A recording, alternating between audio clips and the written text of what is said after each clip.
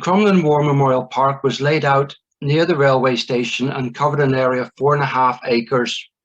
The park contained both cricket and football pitches, tennis courts, and a playground for children. The remainder of the park was a rendezvous of leisure for old and young. The memorial lychgate or gateway of solid oak was erected at the end of a long path leading to the park. On Saturday, 8th July 1922, the Crumlin War Memorial Park was officially opened by Lieutenant Colonel Algernon William John Clotworthy Skeffington, Viscount Mazarine and Ferrard, who had served with the North Irish Horse in the Great War. Colonel Hercules Arthur Pakenham, who had commanded the 11th Battalion Royal Irish Rifles, read out the names of the fallen. The ceremony was also attended by 4 ministers: Reverend Canon Collis of Antrim, Reverend Canning of Crumlin Presbyterian Church, Reverend Singleton of Gartree Church of Ireland, and Reverend Bowen of the Crumlin Unitarian Church. In 1923, a German howitzer was awarded to Crumlin as a war trophy, and it was placed in the War Memorial Park. When the Crumlin War Memorial Orange Hall was being built, a metal canister containing the names of the fatalities from the Crumlin district was buried in the foundations.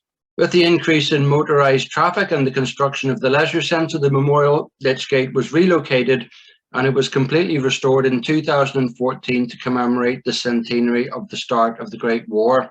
On the outside walls of the lychgate, there are 2 panels listing the names of 11 fatalities from the Second World War and the names of 86 men and women who served in the Second World War.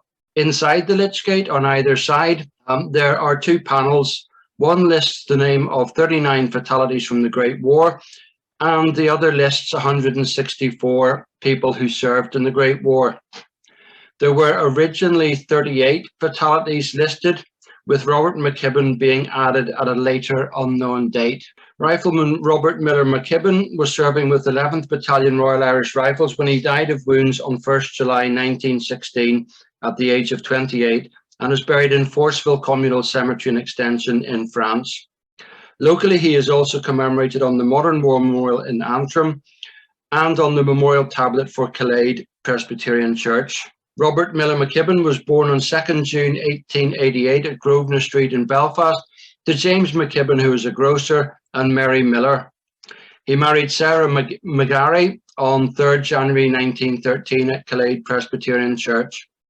Robert and Mary had 1 child, Sarah Isabella, who was born on 6th January 1914. Miriam McKibben received a widow's pension of 15 shillings per week from January 1917, which equates to approximately £36 per week in current terms.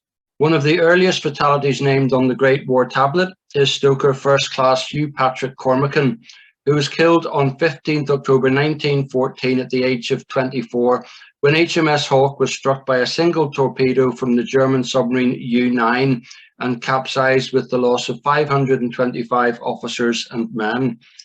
There were 70 survivors, one of whom died of his wounds on 16th October.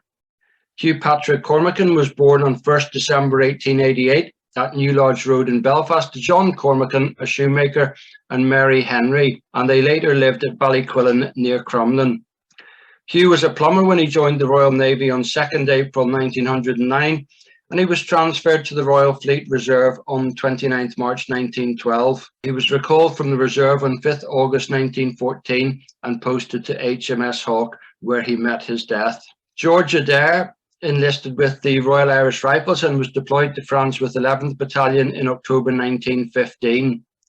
In November 1916, the Belfast Evening Telegraph reported that he had been wounded for a second time. Rifleman George Adair was killed in action on 16th August 1917, the opening day of the Battle of Langemarck, a phase of the Third Battle of Ypres. George Adair was 20 years old and has no known grave, being commemorated on the Tynecott Memorial in Belgium. George was a member of Loyal Orange Lodge 1059 and is commemorated on the Glenavy District Memorial Tablet. He is also commemorated on the memorial tablet in Killade Presbyterian Church. George Adair was born on 20th January 1896 at Fountain Street in Antrim to James Adair, a railway platelayer, and Mary Richardson, who later lived at Seacash near Crumlin. Robert Sherlock was a gardener and living at Centenary in New Zealand when he enlisted for war service on 4th January 1917. He was transferred overseas on 26 April 1917, arriving at Devonport in England on 20th July and being deployed to France on 9th September. Private Robert Sherlock was serving with 2nd Battalion Wellington Regiment when he was killed in action on 1st October 1918 at the age of 41, and he is buried in Flesquieres Hill British Cemetery in France. Robert Sherlock was born on 30th September 1877 at Killade to William Sherlock, a farmer, and Mary Jane Cowley. The New Zealand Expeditionary Force attestation papers record that he was born in Belfast on 22nd August 1886, but there is no matching birth registration.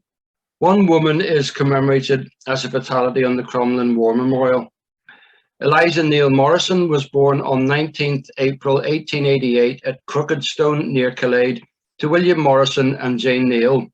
William Morrison, a Justice of the Peace, died on 3rd July 1889, and Jane Morrison died on 4th December 1911.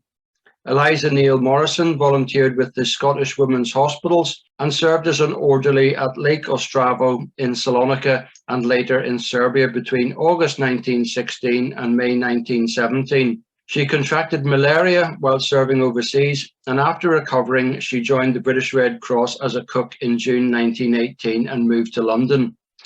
She was living with her brother, Dr. John Morrison, at Ennismore Avenue in Chiswick, when she died of influenza and pneumonia on 2nd July 1918 at the age of 30. John Morrison died of influenza 3 days later.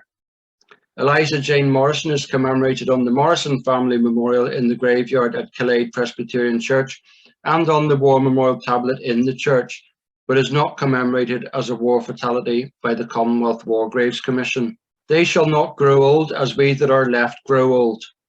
Age shall not weary them, nor the years condemn. At the going down of the sun and in the morning, we will remember them.